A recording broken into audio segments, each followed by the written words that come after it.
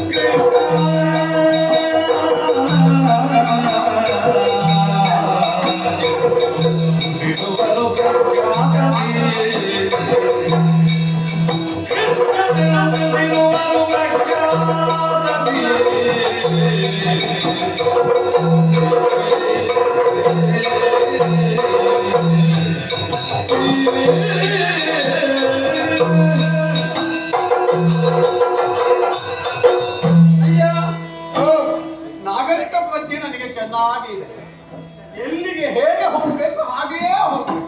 ಇಲ್ಲಿಗೆ ಈಗ ಬಂದದ್ದು ಸರಿಯೋ? ನೀನು ಸರಿಯೋ ತಪ್ಪು ಪ್ರಶ್ನೆ ಅಲ್ಲ. ಮತ್ತೆ ಯಾವಾಗಲೂ ನಾಗರಿಕ ಪ್ರತಿಯೊಬ್ಬರ ಮನೆಗೆ ಹೋದಾಗ ಹೇಗೆ ಮನೆಯಲ್ಲಿ ಯಾರಿದ್ದಾರೆ ಬಾಗಿಲನ್ನು ಸದ್ದು ಮಾಡುದು, ಆಗ ಒಳಗಿದ್ದವರು ಹೊರಗೆ ಬರ್ತಾರೆ. ಇಲ್ಲಿ ಬಾಗಿಲೇ ಇಲ್ಲಂತೆ, ಯಾವ ಸೂಚನೆಯನ್ನು ಕೊಡುವುದಕ್ಕೆ ಯಾವ ಉಪಾಧಿಗಳೂ ಇಲ್ಲ. ಮತ್ತೆ ನೀನೇ ಹೇಳಿ ಅವಳನ್ನು ಹೆದರಿಸಲಿಕ್ಕೆ ಬಂದದ್ದು ನಾನು ಬಂದ ಮೇಲೆ ಅವಳು ಹೆದರಿ. ಪರಿಣಾಮ ಒಂದೇ. ಪರಿಣಾಮ ಒಂದೇ. ಅಯ್ಯ ನಾನು ಇದ್ದೇವನಲ್ಲ, ಮತ್ತೆ ದ್ವಾರಕೆ ಅಂತ ಕೇಳಿದ್ಯಾ? ಅಲ್ಲಿ ಅರಸ ಬಲರಾಮ ದೇವರು, ಅವಳ ತಮ್ಮ ಕೃಷ್ಣ ಅಂತ ನಾನು ದ್ವಾರಕೆಯಲ್ಲಿ ವಸತಿಯನ್ನು ಮಾಡಿಕೊಂಡಿರುತ್ತೇನೋ. ಇದು ನನ್ನ ವಿಳಾಸ. ಬಂದದ್ದು ಯಾಕೋ ನೀನು? ಒಂದು ಉದ್ದೇಶ ಉಂಟು. ಏನಿಲ್ಲ, ಒಂದು ಮಣಿಯನ್ನು ಅರಸುತ್ತಾ ಬಂದದ್ದು ನಾನು. ಮಣಿಯನ್ನು ಅರಸಿ? ಸತ್ರಾಜಿತ ಅವನು ತಮ್ಮ ಬೇಟೆಗೆ ಬಂದದ್ದು. ಬೇಟೆಗೆ ಬಂದಾಗ ಇನ್ನೇನು ಹಾಗೆ ಆಗುತ್ತಾ ಇಲ್ಲಿ ಬಂದಾಗ ನಿನ್ನ ತೊಟ್ಟಿನಲ್ಲಿ ಕಟ್ಟಿದ ಮಣಿಯನ್ನು ಹೊಡೆದರು. ಆ ಮಣಿಯನ್ನು ಬಂದದ್ದು ಏನು ಬಡ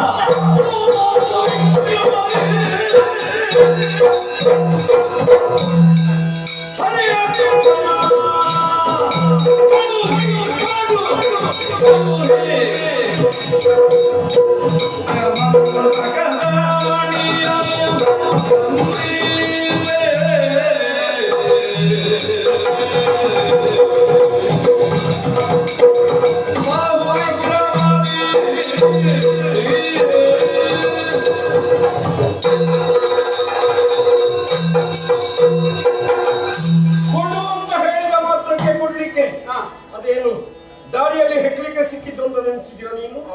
ಶ್ರಮ ಪಟ್ಟಿದ್ದೇನೆ. ನನ್ನದ್ದಾದಂತಹ ಈ ಬಾಹು ವಿಕ್ರಮ ಇದು ಏನುಂಟು ಅದನ್ನು ಅದಕ್ಕಾಗಿ ವ್ಯಯಿಸಿದ್ದೇನೆ. ಈಗ ಹೇಳಿದ ಹಿಂದಿನ ಕಥೆಗಳೆಲ್ಲ ನನಗೆ ಗೊತ್ತಿಲ್ಲ. ಒಂದು ಸಿಂಹವೊಂದು ಎದುರು ಬರ್ತಾ ಇತ್ತು. ಅದರ ಕೈಯಲ್ಲಿ ಹೊಳೆಯುವಂತಹ ವಸ್ತು ಕಂಡಿತು. ಏನದಕ್ಕೆ ಹೆಸರೇನಾರುಂಟು ಅದು ನನಗೆ ಗೊತ್ತಿಲ್ಲ. ಒಂದು ಮಣಿ ಅಷ್ಟು ಕಂಡಿತು. ನನಗೆ ಇರಲಿ ಅಂತ ಕಂಡಿತು. ಅದಕ್ಕಾಗಿ ಕಾಡಿಯಾಗಿ ಹೋರಾಡಿ ಸಿಂಹವನ್ನು ಕೊಂದು ಆಮೇಲೆ ಈ ಮಣಿಯನ್ನು ಪಡೆದದ್ದು ನಾನು. ಹಾಗಾಗಿ ನನ್ನದಾದಂತಹ ಬಾಹುಬಲದಿಂದ ವಿಕ್ರಮದಿಂದ ಪಡೆದಂತಹ ಮಣಿಯನ್ನು ಹಾಗೆ ಕೇಳಿದ್ರೆ ಕೊಡ್ಲಿಕ್ಕೆ ಏನಂತ ತಿಳಿದಿದ್ದು. ಮರ್ಯಾದೆಯಲ್ಲಿ ಹೋಗು. ಕೊಡುದಿಲ್ವಾ?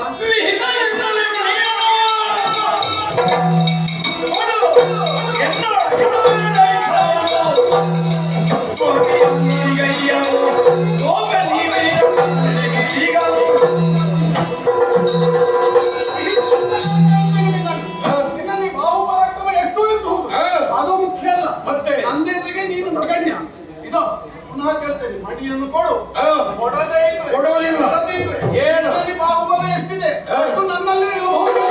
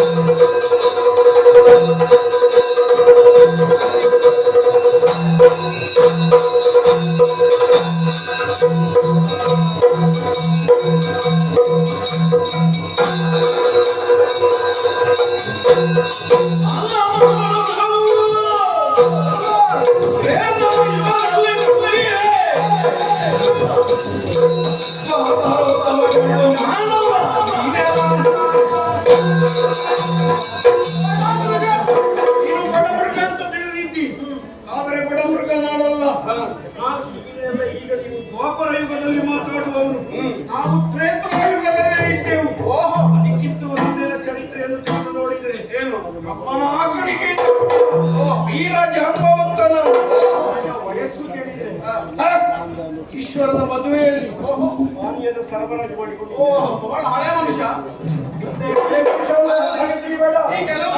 ಹಳೆಯ ಮನುಷ್ಯ ಅಂತಾದ್ರಿಂದ ಅನುಭವವು ಹಳತ್ತಾಗಿ ಉಂಟು.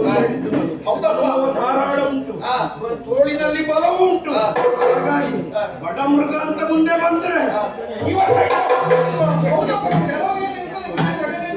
ನಮ್ಮ ಕಾಲ ನೋಡಬೇಕಿಲ್ಲ.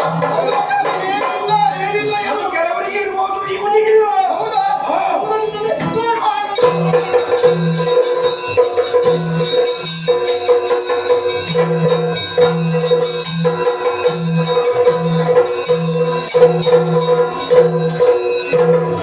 ಸಾಕಾಯ್ತಾ?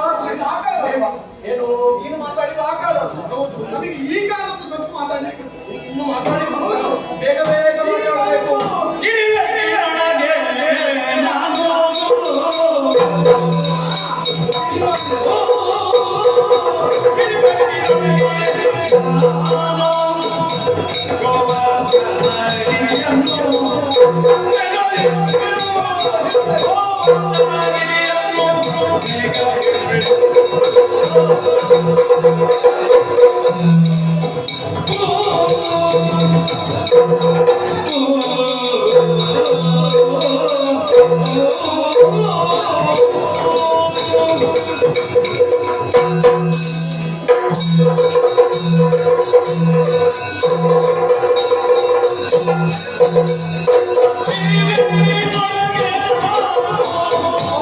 Oh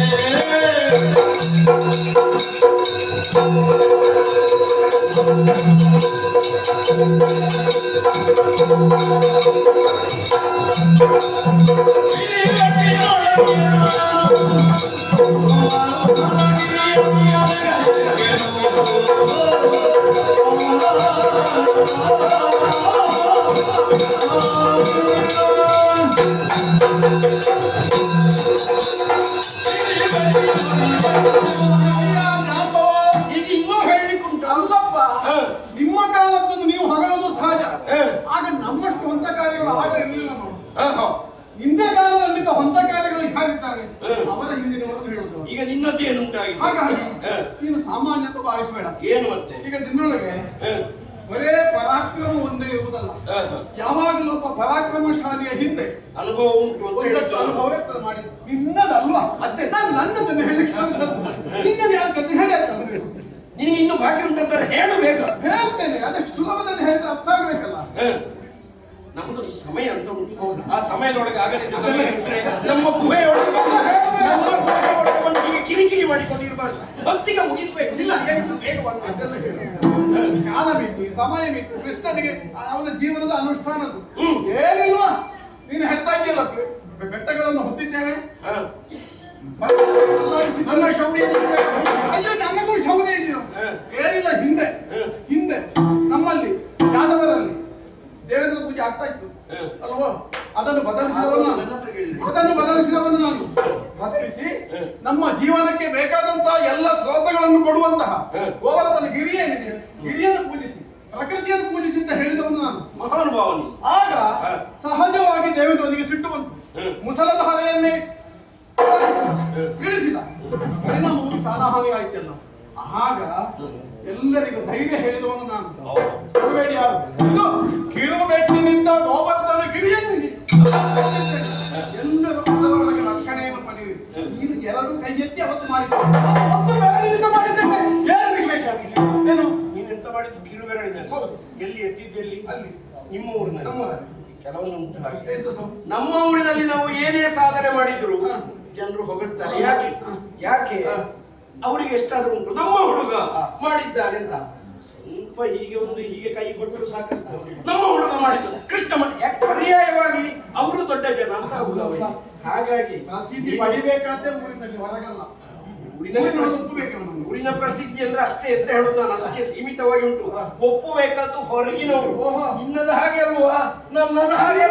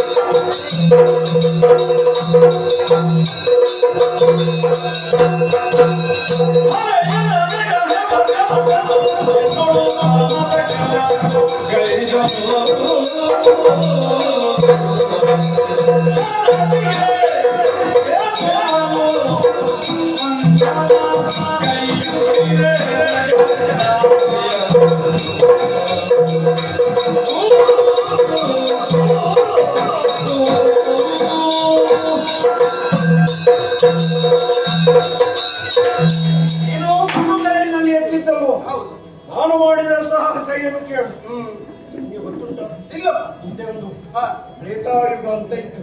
ಆ ರಾಮ ಮರ್ಯಾದಾ ಪುರುಷೋತ್ತಮ ಎನಿಸಿಕೊಂಡ್ರೆ ನಮಗೆ ಮೈ ರೋಮಾಂಚನ ಆಗ್ತದೆ. ಹೌದಪ್ಪ. ಅಂತಹ ರಾಮನೊಂದು ಲೋಕೋತ್ತರ ಪುರುಷ. ಆದರೆ ಒಂದು ಪತ್ನಿ ವಿಯೋಗ ಅಂತ ಆಯ್ತು. ಸೀತೆ ಅಂತ ಪತ್ನಿ ಇದ್ರು. ಅವಳ ವಿಯೋಗದ ಸಂದರ್ಭದಲ್ಲಿ ಲಂಕೆಯಲ್ಲಿದ್ದಾಳೆ ಎನ್ನುವುದನ್ನು ಅರಸಿದ ನಾವೆಲ್ಲರೂ ಅಲ್ಲಿಗೆ ನಮ್ಮ ಕಪಿ ಬಳಗದೊಂದಿಗೆ ರಾಮನಿಗೆ ಹೋಗುವುದಕ್ಕಾಗಿ ಲಂಕೆಗೆ 100 ಯೋಜನದ ಸಮುದ್ರವನ್ನು ಉತ್ತರಿಸುವುದಕ್ಕಾಗಿ ಸೇತುವೆಯನ್ನು ಮಾಡಿದೆವು. ಎಲ್ಲರೂ ಕಲ್ಲು ಮಣ್ಣು ಹೊತ್ತುಕೊಂಡು ಬಂದಿದ್ದಾರೆ. ಸಾಮಾನ್ಯ ನಾನು ಹೇಳಿದ್ದೇನೆ, ನನ್ನದೇನಿದ್ರು ಅಸಾಮಾನ್ಯವಾಗಿ ಹಾಗೆ ಹೊರಟಂತ ನಾನು ಆ ಕಡೆ ಈ ಕಡೆ ನೋಡಿದೆ. ನನಗೆ ದೃಷ್ಟಿಗೆ ಬಿದ್ದದ್ದು ಉತ್ತರದಲ್ಲಿರುವ ರಜತಾದ್ರಿ ಗೋವರ್ಧನ ರಜತಾದ್ರಿ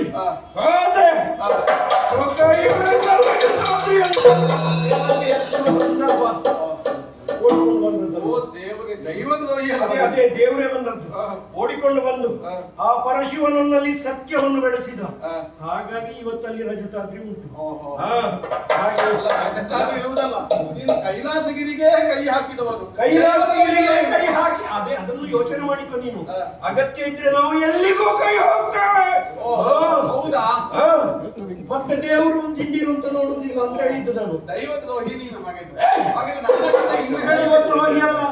ಆ ದಿವಸ ಓಡಿಕೊಂಡು ಬಂದಂತಹ ಪರಶಿವನ ಜೊತೆಯಲ್ಲಿ ನಾನು ಸತ್ಯ ಭಾವದಿಂದ ಸತ್ಯ ಮಾಡಿಕೊಂಡವನು, ಸ್ನೇಹ ಭಾವದಿಂದ ಇರುವವನು. ಈಗ ನಿಮಗೆ ಈಶ್ವರನಿಗೆ ಬುದ್ಧಿ ಇಲ್ಲ ಅಂತ ಹೇಳುದು ಅಲ್ಲಲ್ಲ. ಮತ್ತೆ ದೈವದ್ರೋಹಿ ಆದ್ರೆ ನನ್ನಲ್ಲಿ ಸ್ನೇಹ ಮಾಡ್ತಾರೆ. ಎಲ್ಲದೂ ಮಾತು ಬೆಳೆಸ್ತೀನಿ.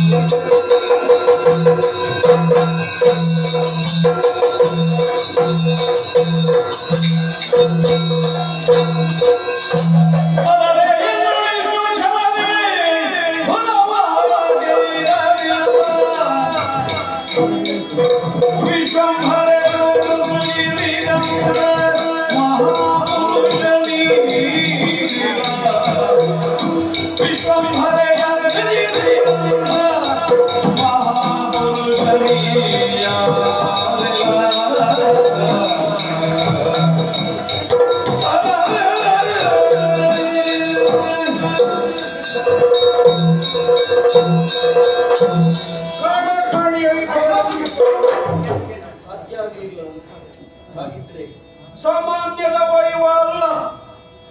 ಅಯ್ಯೋ, ಮಹಾಪುರುಷನೇ ಇರಬೇಕು ನೀನು ಎನ್ನುವುದನ್ನು ಅರ್ಥವಿಸಿಕೊಂಡಿದ್ದೇನೆ. ಯಾಕೋ ಒಂದೋ ಈ ಲೋಕವನ್ನು ವಿಶ್ವವನ್ನು ಸೃಷ್ಟಿಸಿದವ ನೀನು ಅಲ್ಲ. ಈ ಲೋಕದ ಬಹಳ ದೊಡ್ಡ ಪ್ರಾಮುಖ್ಯವಾದ ಸೃಷ್ಟಿ ನೀನು ಇರಬೇಕು. ಏನೋ ನನಗೆ ಅರ್ಥ ಆಗುವುದಿಲ್ಲ. ಆದರೂ ಮಹಾನುಭಾವ ನೀನು ಎನ್ನುವುದನ್ನು ಅರಿತುಕೊಂಡಿದ್ದೇನೆ. ಯಾರು ಯಾರು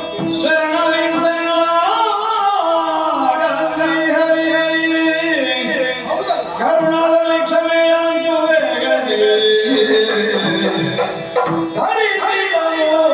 ಶ್ರೀರಾಮ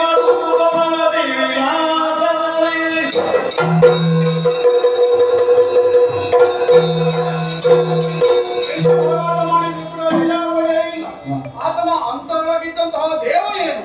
ಆ ದೇವರನ್ನು ಕಂಡ್ರೆ ಮಾತ್ರ ಈತ ಶರಣಾಗತನಾಗ್ತಾನೆ. ಹಾಗಿದ್ದಾಗ ನನ್ನನ್ನು ಒಪ್ಪುವುದಕ್ಕಿಂತ ಮೊದಲು ಅವನ ದೇವರನ್ನು ಒಪ್ಪುವುದಕ್ಕಾಗಿ ಅದೇ ದೇವನಾಗಿ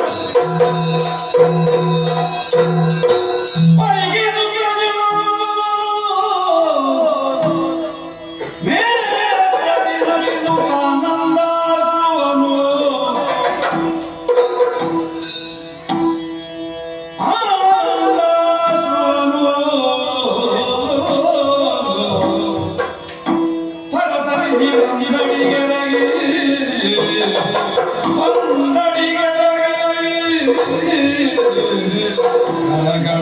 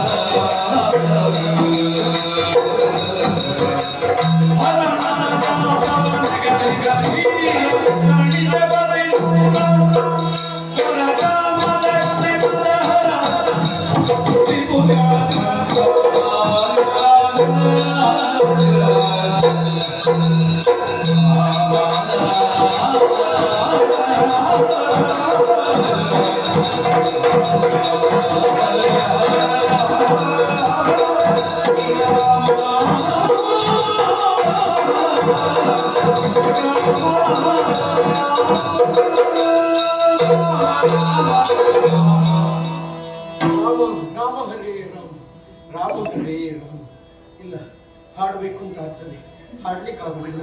ಕುಡಿಬೇಕು ಅಂತ ಆಗ್ತದೆ, ಕುಡಿಲಿಕ್ಕೆ ಆಗುದಿಲ್ಲ. ಮಾತಾಡ್ಬೇಕು ಅಂತ ಆಗ್ತದೆ, ನಾವು ಮಾತಾಡ್ಲಿಕ್ಕೆ ಆಗುದಿಲ್ಲ. ರಾಮ ರಾಮ ರಾಮ ಶರಣಾಗಿ ನಿನ್ನ ಹೊಡೆದ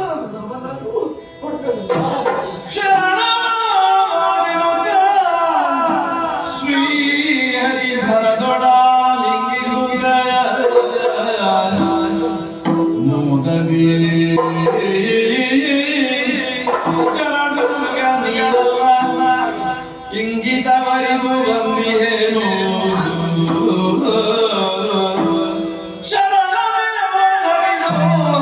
ಪಿಂದಕ್ಕೆ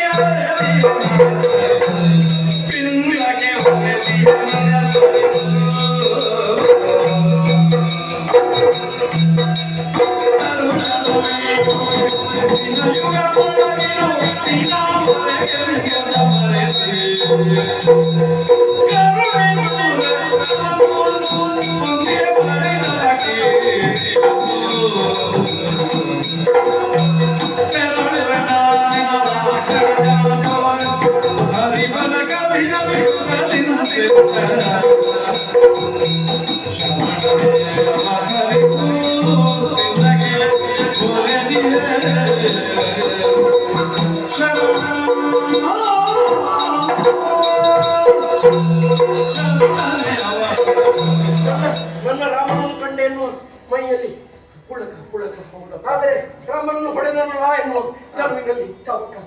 ರಾಮ ರಾಮ ರಾಮ ಜಾಂಬವರನ್ನು ನಿಜ ರೂಪವೇ ಇದು ಆಗದ್ದಲ್ಲ. ಜಾಂಬವರೇ, ಆಗ ರಾಮನನ್ನು ಕಾಣಲಿಲ್ಲ. ಶರಣ ಹೌದು. ರಾಮನನ್ನು ಕಾಣಬೇಕಿದ್ರೆ ಅಂತರಂಗದಲ್ಲಿ ಕಾಣಬೇಕು. ಅದು ಜಾಂಬವರಿಗೆ ಮಾತ್ರ ಸಾಧ್ಯ. ನೋಡಿದಿರಲ್ಲ ನೀವು ಜಾಂಬವರೇ, ನೀವು ಅಂತಿಂತವರಲ್ಲ ಗೊತ್ತು ನನಗೆ. ಹಿಂದೆ ಕೊಟ್ಟಂತಹ ಯಾವ ಮಾತಿದೆ ಮಾತನ್ನು ಪಾಲಿಸುವುದಕ್ಕಾಗಿ ಇದು ಒಳ್ಳೆಯ ಅವಕಾಶ ಸಿಕ್ಕಿತ್ತು ನನಗೆ. ಆದ್ರೆ ನಾನು ಬಂದದ್ದು ರಾಮನಾಗಿ ನಿಮ್ಮಲ್ಲಿ ಕಾಣಿಸುವುದಕ್ಕಲ್ಲ. ನಾನು ಬಂದದ್ದು ಅಲ್ಲಿ ಮಣಿ ಕಾಣ್ತಾ ಇದೆ. ಆ ಮಣಿಯಿಂದಾಗಿ ನನಗೆ ಮಾತ್ರ ಅಲ್ಲ, ಎಲ್ಲ ಯಾದವರಿಗೂ ಅಪಮಾನ ಬಂದಿದೆ, ಅವಮಾನ ಬಂದಿದೆ. ಹೇಗೆ? ಈ ಮಣಿಯನ್ನು ನಾನು ಕದ್ದಿದ್ದೇನೆ. ಈಗ ನಾನು ಕದ್ದ ಎಲ್ಲರೂ ಕದ್ದ ಹಾಗೆಲ್ಲ ಅಪಮಾನ ಬಂದಿದೆ. ರಾಮನಿಗೂ ಅಪವಾದ. ಹೌದಾ? ಯಾವ ರಾಮ? ಜಾಂಬವನ ರಾಮ. ಅದು ಈಗ ಹಾಗಲ್ಲ. ಈಗ ನಾನು ಕೃಷ್ಣಾವತಾರದಲ್ಲಿದ್ದೇನೆ. ಈಗ ಅಂತಹ ಅಪವಾದದ ಭೀತಿ ಹೋಗುದು, ಅಂತ ಅಪವಾದವನ್ನು ಕಳೆಯುವುದಕ್ಕಾಗಿ ಮಣಿಯನ್ನು ಹುಡುಕುತ್ತಾ ಬಂದವನು ನಾನು. ನಿನ್ನ ಗುಹೆಯಲ್ಲಿ ನೋಡಿದೆ ನಾನು. ನೋಡಿದಾಗ ಇನ್ನು ಯಾಕೆ ತಡ ಹೇಳೋ? ಆಗ ನೀನು ಹೇಳಿದ್ದಿ ಕಾಲ ಮಿತಿ ಅಂತ ಹೇಳಿದ್ದಿಲ್ಲ, ಅದನ್ನು ಈಗ ಪ್ರಯೋಗಿಸಬೇಕು. ಮಣಿಯನ್ನು ಕೊಡು. ಈಗ ಸ್ವಲ್ಪ ಹೊತ್ತು ರಾಮನೊಟ್ಟಿಗೆ ಇರುವಂತ ಪರಿಹಾರ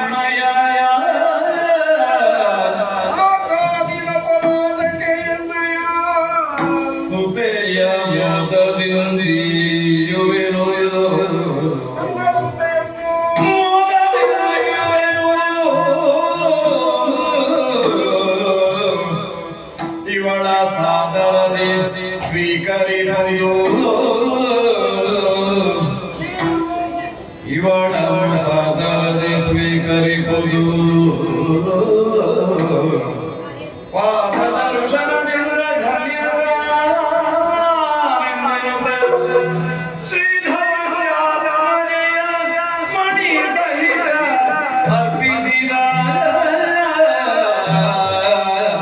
ಆತ್ಮಜಯ ಮಣಿ ಸಹಿತ ಅರ್ಪಿಸಿದ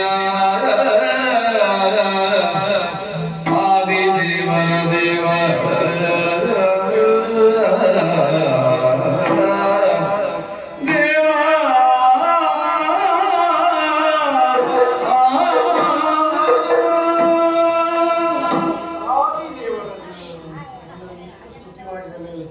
ನಾನು ಏನು ಹೇಳುವುದಕ್ಕೆ ಸ್ವಾಮಿ, ಆದರೆ ನಿನ್ನೊಡನೆ ಕಾದಿದಂತಹ ಈ ಅಪರಾಧದ ಪರಿಮಾರ್ಜನೆ ಆಗಬೇಕು ಈ ಮಣಿ ಬೇಕಾದ್ದಲ್ವ? ಇದನ್ನೇ ಹುಡುಕಿ ಈ ಮಣಿಯ ಜೊತೆಯಲ್ಲಿ ಕನ್ಯಾಮಣಿ ಅನ್ನೋದು ನಿನ್ನ ಜೊತೆಯಲ್ಲಿ ಬೇಡ.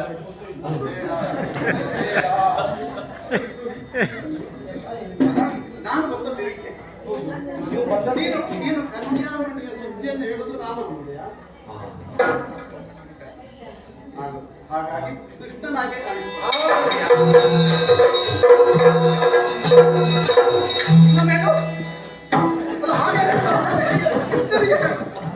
ಜಾಂಬವತಿ ಅಂತ ನನ್ನ ಕನ್ಯೆ ಇದ್ದಾಳೆ.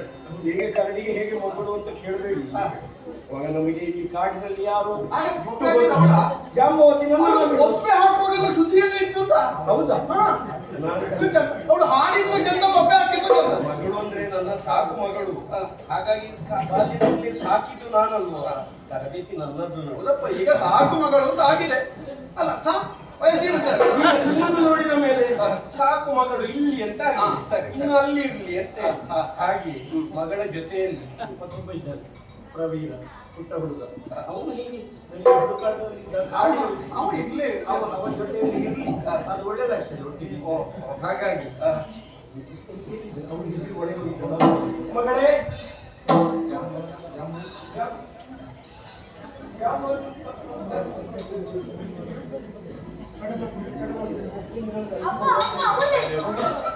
ಅವನೇ ಅವನೇ ಅವನೇ ಬೇಕಾಗ್ತದೆ.